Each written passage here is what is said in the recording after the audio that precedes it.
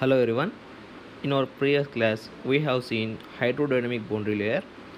Now let us see what is actually the thermal boundary layer. Thermal boundary layer is also similar to that of a hydrodynamic boundary layer, but there is a velocity and here there is temperature. That's it. Let us say this is our flat plate again. It is arranged in the horizontal direction and our coordinate axis is x in this direction and y like this, and there is a free stream coming here also whose temperature is T infinity. Okay, similar to that of a hydrodynamic boundary layer, here also a thermal boundary layer will form, but this is because of temperature. Okay, see here within hydrodynamic boundary layer we have seen what velocity gradients, but here we will see temperature gradients. That is, temperature at the wall is very high, that is temperature of wall is very much greater than the temperature of the flowing fluid. Therefore huge temperature is there. As we move away from the boundary, the temperature will get reduced, and at certain distance, that is equal to boundary layer thickness, where the temperature becomes equal to that of temperature of the flowing fluid. So every phenomena is same. Instead of writing u, here we will write T. That's it. Okay, and instead of writing delta, here we will write delta T. Okay, actual mechanism of heat transfer in convection is the first heat get conducted here near the plate through the stagnant fluid layer at y equal to 0, and then while conducting through the fluid layers in the normal direction to the plate. Mechanism of convection is that here initially the conduction will start, and this conduction will also prevails within the fluid layer, which just sticks to the surface of our flat plate, and from there, due to the motion of a fluid, it will then convected out. Okay, one more point that you should note it here is, here we have considered Tw is greater than T infinity, and if you consider Tw is less than T infinity, then the case would be similar to that of hydrodynamic boundary layer velocity gradients. Here also the same case will prevail like this, but there we have started with 0, but here we are starting with some T infinity Tw value. Okay, Tw will be here, and the temperature will goes on increases and reaching to a certain distance, that is up to the boundary layer thickness, the temperature will become equal to T infinity. This is a case of Tw is less than T infinity. If Tw is greater than T infinity, our gradients will be like this. If Tw is less than T infinity, our gradients would be like this. Let us write the boundary conditions for this case. Let us write boundary conditions for this case. At y is equal to 0, T is equal to Tw, and dou square T upon dou y square is equal to 0. At y is equal to delta T, T is equal to T infinity, and dou T by dou y is equal to 0. Okay, same boundary conditions are similar to that of hydrodynamic boundary conditions. Only thing is that there you have written velocity, here we are writing temperature. That's it. See why I am telling here dou T by dou y equal to 0. See the slope of this curve here, it is vertical, therefore the slope here is equal to 0, and well, temperature is equal to T infinity, and the thickness delta T value is a function of x, and for each x value there is a particular delta T. Okay, in hydrodynamic boundary layer, our aim in hydrodynamic boundary layer was to find delta and wall shear stress and velocity profile. Okay, similarly aim in thermal boundary layer is to find delta T, temperature distribution, and convective heat transfer coefficient for any x. To find this Hx, let us write energy balance for the control volume. Let us take this as our control volume. whose area is TA at the bottom and at a distance of x from the leading edge. Okay, and the convective heat transfer coefficient within this delta A region be Hx. Okay, now if you write the energy balance, whatever be the heat that is conducted into this small elemental area, that has to convected out. Okay, now we will write Fourier's law and the Newton's law of cooling, and we will equate both of them. Okay, Fourier's law is minus Ka dou T by dou y at y is equal to 0, and Newton's law of cooling, that is according to the convection, there is on surface is there and fluid is flowing over the surface whose temperature is T infinity and temperature of the wall is Tw. What is the convective heat transfer coefficient? Ha delta T, that is Tw minus T infinity. That is what we are writing. Okay, from here cancelling out area on both sides, you will get Hx is equal to minus Kf times of dou T by dou y at y is equal to 0 upon Tw minus T infinity. One thing you should note that here we are writing the Fourier's law for the fluid, not for the solid boundary. We are writing the Fourier's law for the fluid, which is just stick to the top of the solid boundary. Therefore, we have to consider the thermal conductivity of this fluid. Okay. Now again here we don't know the temperature variation. We can assume the temperature variation either may be linear, quadratic or cubic, but the results show that the cubic temperature profile will give the more appropriate results. That is, the values that we get by approximate method as well as by exact method for cubic temperature profile are very much closer. That is why we prefer a cubic temperature profile. Let us take the cubic temperature profile. Temperature T is equal to C1 plus C2y plus C3y square plus C4y cube, and if you apply all the boundary conditions, you will get T minus Tw upon T infinity minus Tw is equal to 3 by 2 times of y by delta T minus 1 by 2 times of y by delta T whole cube. Okay, this is similar to our velocity profile. Okay, it is very much easy for you to remember, and I will ask you and I will request you not to go into derivation of this from this. Okay, this is not your job. Your job is just to remember this. Okay, because this entire derivation took a lot of time and it is nowhere important for gate. Okay, and if you write dou T upon dou y at y is equal to 0, you will get 3 by 2 times of 1 by delta T into T infinity minus Tw, and this entire term will goes equal to 0 since y is equal to 0. Okay, this is your dou T by dou y at y is equal to 0, but from Hx we have Hx is equal to minus Kf times of dou T by dou y at y is equal to 0 upon Tw minus T infinity. Now just substitute this in this equation. You will get Kf times of 3 T times of Kf upon 2 delta T. This is for Hx, and we know the relationship between delta and delta T, that is 1.026 into Prandtl number power 1 by 3, and Prandtl number is independent of x. Therefore, since delta is proportional to x power 1 by 2, delta is proportional to x power 1 by 2. Similarly, delta T will also be proportional to x power plus 1 by 2. Okay, delta T is proportional to x power plus 1 by 2. Therefore, Hx is proportional to x power minus 1 by 2.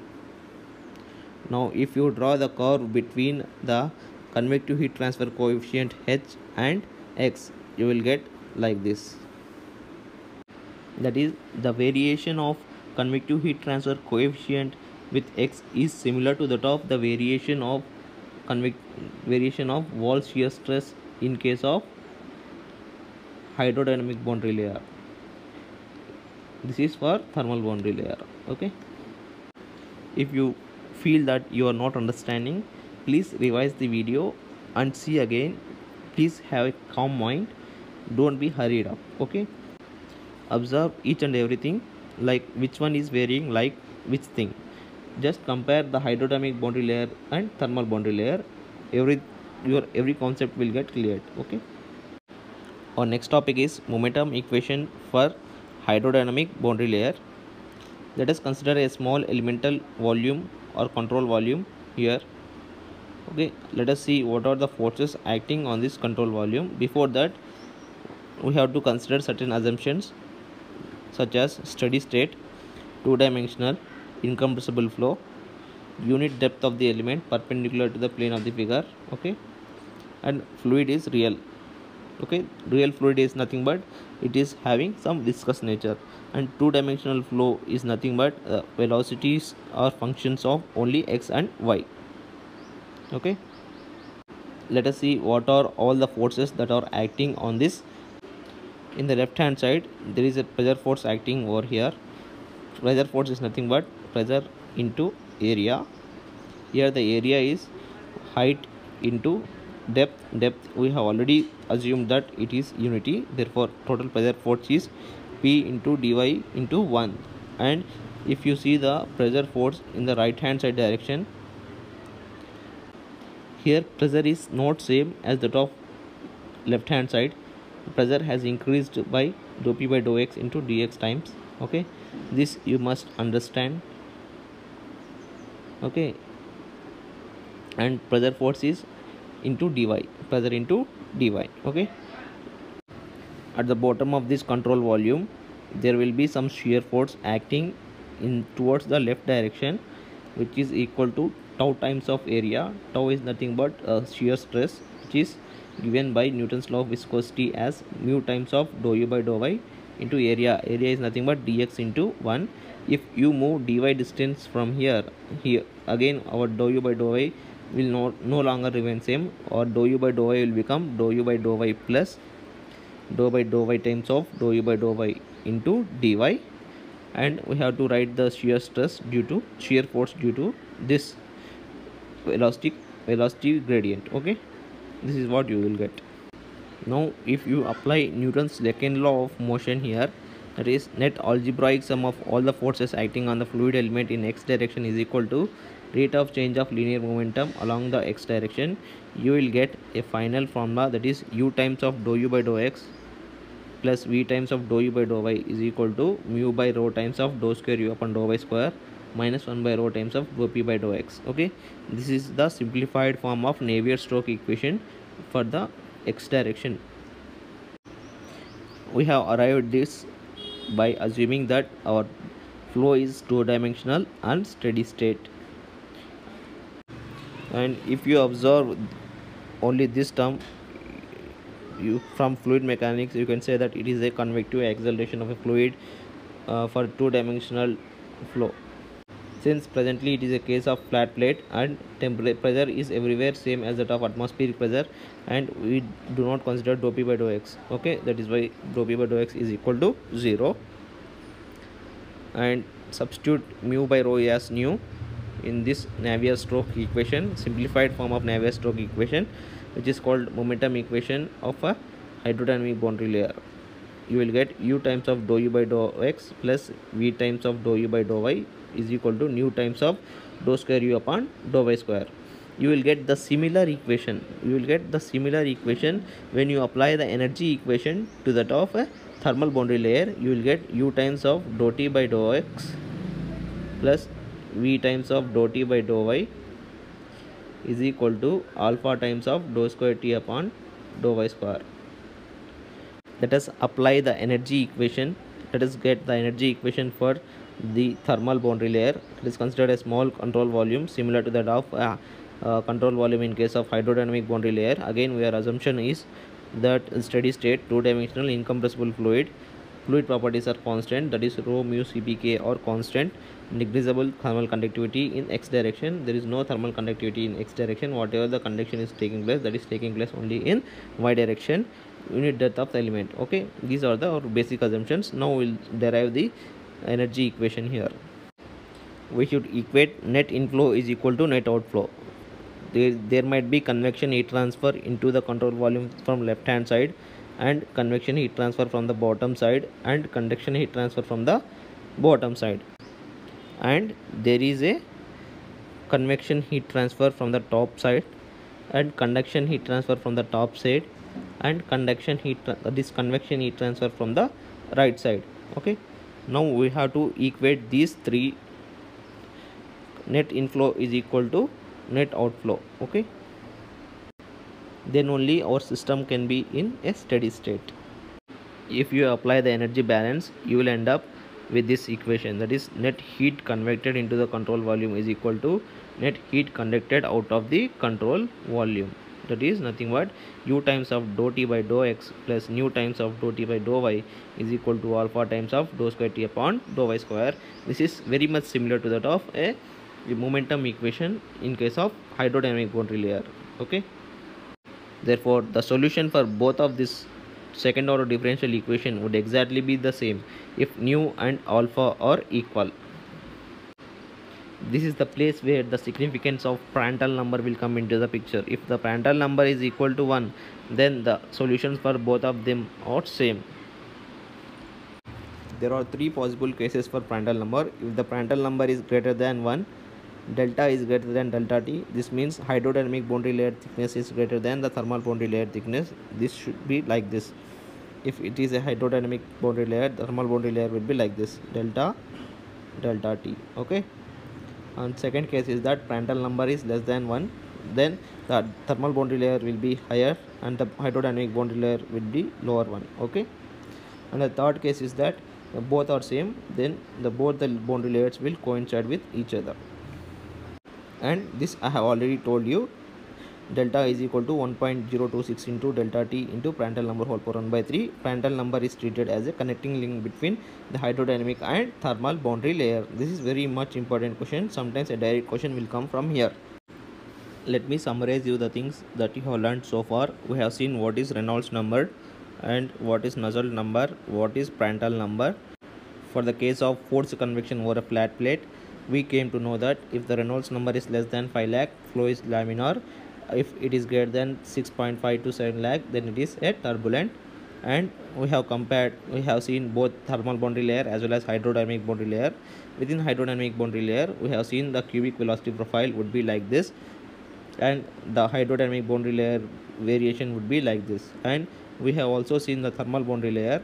Here the temperature distribution is like this. Everything is same, only you have to do is instead of delta you have to write delta t, and since Tw is greater than T infinity, you will get this type of velocity, this temperature profile. If your Tw is less than T infinity, you will get the temperature profile similar to that of hydrodynamic boundary layer. Okay, a momentum equation in case of a hydrodynamic boundary layer is u times of dou u by dou x plus nu times of v times of dou u by dou y is equal to nu times of dou square u upon dou y square.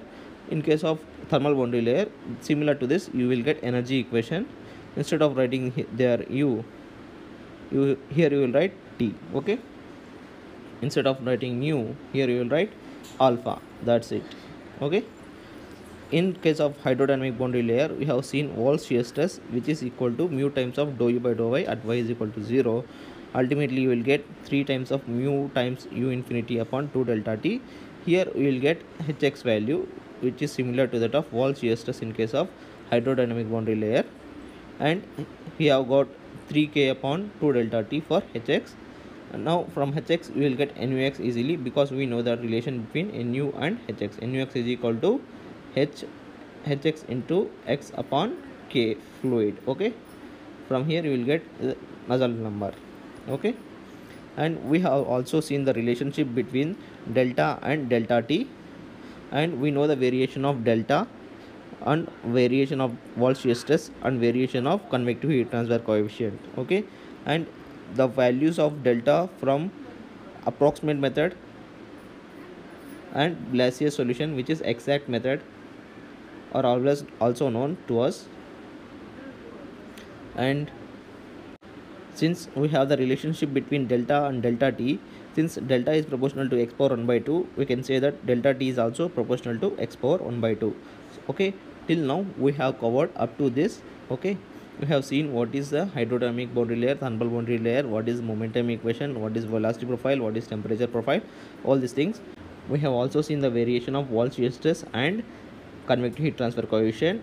Now we want to find the average values of convective heat transfer coefficient, average values of Nusselt number, that we'll cover in our next topic. Okay, next video. Thank you.